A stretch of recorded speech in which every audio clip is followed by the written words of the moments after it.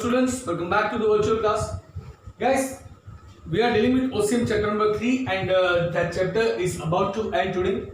In the last session, we understood about the types of the planning, right? That what are the different types of the planning we can make.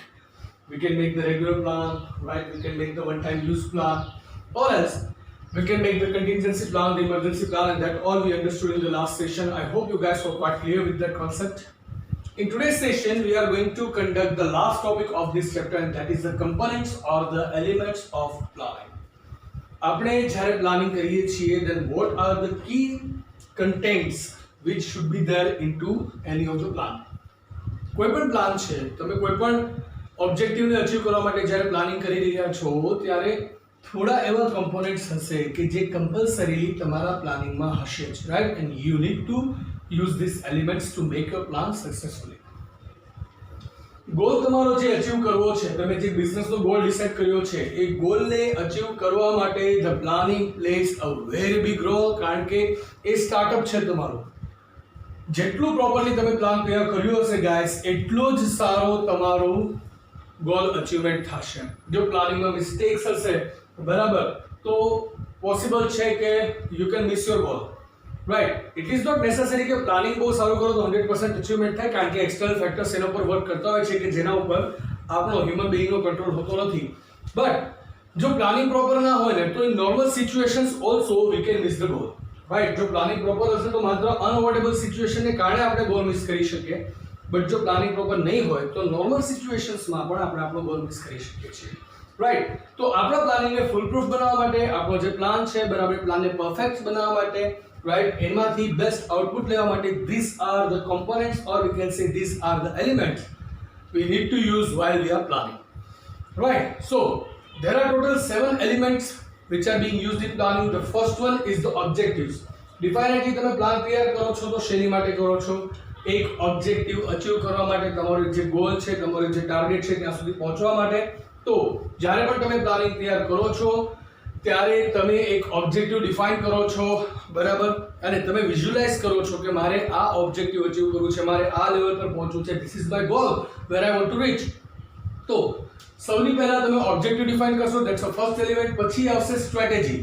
Right, strategy એટલે basically it is related to the tactical thing, right, કે તમારી વિચારધારા શું છે, તમારી strategy in the sense કોઈ પણ એક સિચ્યુએશન આવે છે તો એ સિચ્યુએશનને તમે કઈ રીતના ટેકલ કરશો.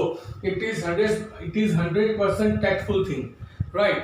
સિચ્યુએશન્સ મે ચેન્જ, રાઈટ, બહુ બધા ચેન્જીસ આવી શકે છે, બહુ બધી ચેલેન્જીસ તમારે મેઇન જે જ્યારે તમે બિઝનેસ વર્ક કરતા હો છો, બરાબર, તમારી એક્ટિવિટીઝ ચાલુ હોય, at that time many challenges may come, right. So at that time કોઈ પણ ટાઈપની ચેલેન્જ આવે તો એને તમે કઈ રીતના ડીલ કરશો, રાઈટ, કઈ રીતના એને ટેકલ કરશો, and how are you going to make way out of the tough situations, બરાબર. તો આને રિલેટેડ જેટલું પણ થિંકિંગ તમે કરો છો એને કહેવાય છે strategy. Strategy is basically a method કે using which you are going to fight with any of the situation, right? કોઈ પણ એડવર્સ સિચ્યુએશન આવે છે, બરાબર, અથવા તો કોઈ એવી સિચ્યુએશન છે કે જેનો બેનિફિટ વધારે મળી શકે એમ છે, એને ઓપોર્ચ્યુનિટીઝ આપણે કહીએ છીએ.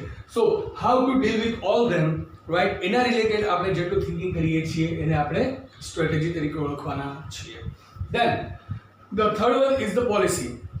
પોલિસી એટલે આમ તો બેસિક સેટ ઓફ રૂલ્સ જ કહેવાય, બરાબર, અને સાથે જે તમે ડિસિઝન લો છો એ અને તમારી સ્ટ્રેટેજી છે એનું કોમ્બિનેશન છે બંનેને, એને આપણે પોલિસી કહીએ છીએ, right. So we can say that policy is the combination of the decision as well as policy is the combination of the decision as well as the strategies in the plan, right. કે પ્લાનની અંદર જ્યારે તમે કોઈ decision લઈ રહ્યા છો અને એની માટેની જે સ્ટ્રેટેજી ડિસાઇડ કરો છો એ તમારી પોલિસી બને છે, અને તમારી પોલિસી છે એ જ તમારું બ્રાન્ડિંગ અને એ જ તમારું આઈડેન્ટિફિકેશન બને છે, રાઈટ. સર્ટેન પોલિસીસ હોય, સે for example you have decided the policy for the credit limit, કે કોઈ પણ માણસ તમારી સાથે બિઝનેસ ડીલિંગ કરે છે તો એને તમે 15 ડેઝથી વધારે તમે ક્રેડિટ લિમિટ નહીં આપો, તો ધેટ બીકમ્સ યોર પોલિસી.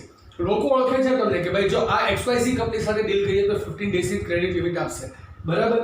અથવા તો રિટર્ન એક્સચેન્જ તમે અલાઉ કરો છો, બરાબર, તો એ તમારી પોલિસી બસ. અલાઉ નથી કરતા તો લોકોમાં તરત ઓળખાણ થઈ જશે કે ના આ કંપની છે કે જે રિટર્ન એક્સચેન્જ એક્સેપ્ટ નથી કરતી, એની પોલિસી એવી છે, રાઈટ. પોલિસી વર્ડનો આપણે ખૂબ યુઝ કરીએ છીએ, પણ એક્ઝેક્ટ મિનિંગ એનો એવો થાય, it is a combination of all the decisions and the strategies. તમારી જેટલી સ્ટ્રેટેજી છે, બરાબર, કે જે તમારી બ્રાન્ડ આઈડેન્ટિટી બને છે, તો એને તમે પોલિસી તરીકે ઓળખવાના છો. તો you are going to define your policies into the plan 2.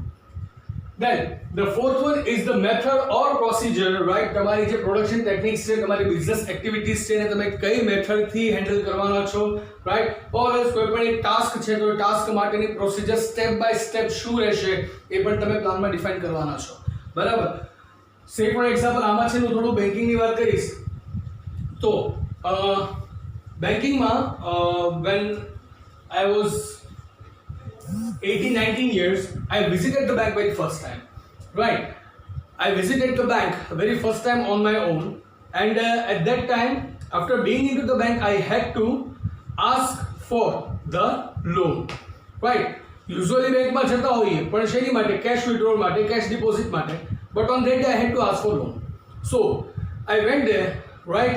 I met the clerk. The clerk told me to meet the branch manager. I met the branch manager. He gave me the form, the inquiry form. I had to fill up all the inquiry form and give him, right? અને એને હું જ્યારે form આપી દઉં પછી એની ઉપર દરેક વસ્તુ છે એ એનાલાઇઝ કરશે, મારો આપેલો ડેટા સાચો છે કે ખોટો છે, પછી એના આધારે મારી લોન એપ્લિકેશનને મંજૂર કરશે, right?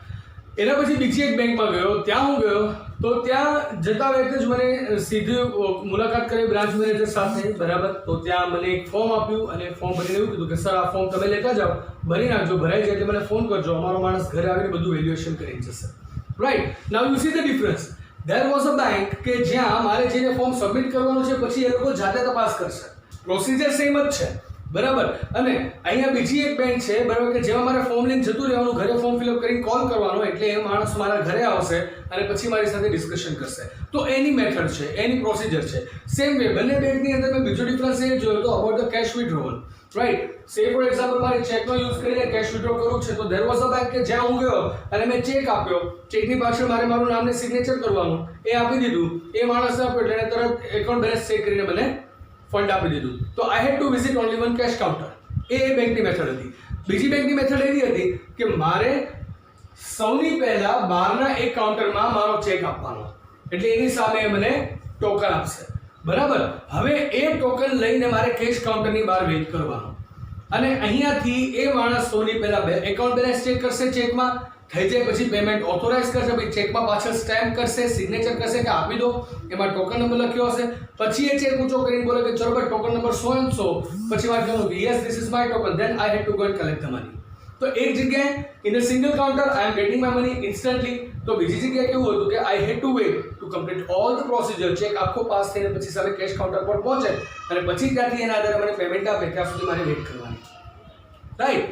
So this is how the method is defined. તો દરેક પ્લાનની અંદર અલગ અલગ પ્રોસિજર કઈ રીતના થશે, step by step any method પણ ડિફાઇન કરવી પડશે, so that you can get the clear idea કે કઈ રીતના આગળ વધવાનું છે. કારણ કે તમે ઓબ્જેક્ટિવ્સ અચીવ કરવાનો છો પ્લાનિંગથી, તો પ્લાનિંગના એ ઓબ્જેક્ટિવ સુધી પહોંચવા માટે કઈ મેથડથી જશો એ પણ ડિફાઇન કરવું જરૂરી છે. That becomes the fourth element of the planning. Then the fifth one is the rules. Rules are there made for the employees, બરાબર? એમ્પ્લોઈઝ જેટલા છે એની માટે રૂલ્સ તૈયાર થયા હશે કે these are the certain things you need to do, right? તો માની લો કે તમારે વર્ક ટાઈમની અંદર તમારે મોબાઈલ યુઝ નથી જ કરવાનો, બરાબર? આ પ્લેસમાં તમારે આવી રીતના નથી જ બેસવાનું, બરાબર છે? પછી અમુક હદ કરતાં વધારે તમારે આઈડિયલ બેસવાનું નથી, રાઈટ? તો these are certain rules કે જે દરેક ઓર્ગેનાઇઝેશનના અલગ અલગ હોય છે, બરાબર? તો એ રૂલ્સ રહેશે. રૂલ્સ પછી આવશે 6th one, that is budget, right? Budget means જેટલી પણ આપણે પ્લાનિંગમાં એક્ટિવિટીઝ ડિફાઇન કરીએ છીએ, રાઈટ? આપણે પોલિસી ડિફાઇન કરી, સ્ટ્રેટેજી ડિફાઇન કરી, ઓબ્જેક્ટિવ ડિફાઇન કર્યું, મેથડ ડિફાઇન કરી, રૂલ્સ ડિફાઇન કર્યા, એ બધા માટે આપણને ફંડની પણ જરૂર પડવાની છે. આપણી અલગ અલગ બિઝનેસ એક્ટિવિટીઝ હોય તો એ દરેક એક્ટિવિટીમાં આપણે કઈ એક્ટિવિટી પાછળ કેટલું ફંડ યુઝ કરશું, how much monetary value should be use behind each and every activities, right?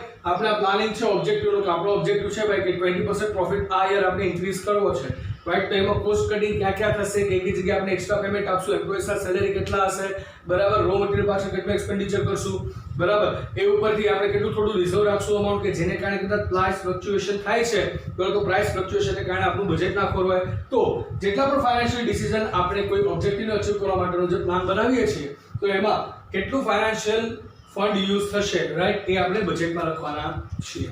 And the 7th one is the program. Program is the combination of the different business activities. તમારા બિઝનેસમાં તમે જે અલગ અલગ activities કરવાના છો, right એ દરેક એક્ટિવિટીઝને combine કરો ત્યારે એક પ્રોગ્રામ બને બરાબર સે ફોર એક્ઝામ્પલ આપણે તમારી એક્ઝામ લેવી હોય બરાબર તો તમારી એક્ઝામમાં અમારે શું કરવું પડશે તો તમારી એક્ઝામમાં સૌથી પહેલા we have to make the paper તમારું પેપર સેટ કર્યા પછી we have to collect the answer sheets right પછી તમને એક જગ્યાએ બેસાડવાના તમને પેપર્સ આપવાના આન્સર શીટ્સ આપવાની તમે લખો ત્યાં સુધી સુપરવાઇઝ કરવાનું સુપરવાઇઝ કર્યા પછી એ પેપર ચેક કરવાના પછી તમને રિઝલ્ટ આપવાનું રાઈટ તો આ ડિફરન્ટ એક્ટિવિટીઝ છે કે જેનું કોમ્બિનેશન એક એક્ઝામનો પ્રોગ્રામ બને છે સેમ વે બિઝનેસમાં જેટલી પણ અલગ અલગ એક્ટિવિટીઝ હોય છે જેટલા પણ અલગ અલગ આપણે ટાસ્ક લઈએ છીએ દરેક ટાસ્કને ડિફાઇન આપણે એક્ટિવિટીઝમાં ડિફાઇન કરીએ છીએ અલગ અલગ એક્ટિવિટીઝમાં એને ડિવાઇડ કરીએ છીએ રાઈટ અને એક્ટિવિટીઝનું જે કોમ્બિનેશન હોય ને એને આપણે પ્રોગ્રામ તરીકે કહીશું programme means the set of the work કે કઈ રીતના તમારું વર્ક સેટલ થવાનું છે and how are you going to accomplish that work and that's how that will become the programme for you guys right So guys, that is how these are the 7 components or we can say the 7 elements of the plan, right? એટલે કોઈ પણ plan ની અંદર તમે આ 7 વસ્તુ બતાવતા રહેશો કે તમારો ઓબ્જેક્ટિવ શું છે, તમારી સ્ટ્રેટેજી શું રહેશે, તમારી પોલિસી શું રહેશે બિઝનેસની, રાઈટ? તમે કઈ મેથડ કે પ્રોસિજર થી આગળ વધવાના છો, તમારા સેટ ઓફ રૂલ્સ શું છે, રાઈટ? એઝ વેલ એઝ તમારું બજેટ તમે કેટલું પાસ કરો છો, કઈ રીતના યુઝ કરવાના છો અને સાથે what should be your business programs. Right તો આ 7 ડિફરન્ટ થિંગ્સ છે આ 7 ડિફરન્ટ એલિમેન્ટ્સ કે કોમ્પોનન્ટ્સ છે કે જેને કમ્બાઈન કરવાથી એક પ્લાન તમારો તૈયાર થાય છે right so guys that was the last session of this chapter and that was the last topic of this chapter. I hope you guys are quite clear with all the 7 components. Right now from the next session onwards we are going to start with chapter number 4 and that is organizing. Right, I hope you guys are quite through the whole chapter number 3 that was planning. Right, in case you have any queries you can feel free to contact me or you can post the public comment over here. Right, so for now I'm asking for your leave, but I'll see you in the next session with a new chapter. Till then, goodbye, take care, have a nice time, stay home, stay safe, keep making notes. Thank you.